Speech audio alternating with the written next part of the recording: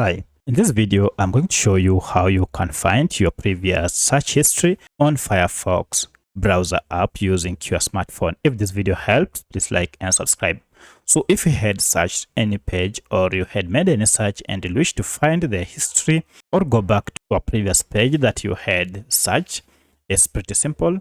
Just open your browser and here you can see I'm on Firefox. So if you head up here, you can see we have these three lines. Now tap on these three lines to open further options, and under it you can see we have history.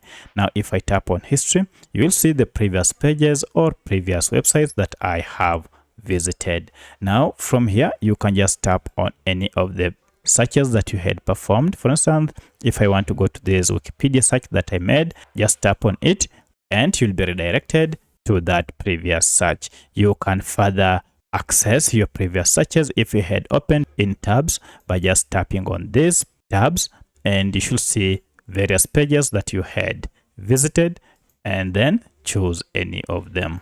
So that's how you can find previous history on Firefox browser using your smartphone. If you have any other question, kindly let me know in the comment section. Otherwise, thanks for watching and let's meet in the next video.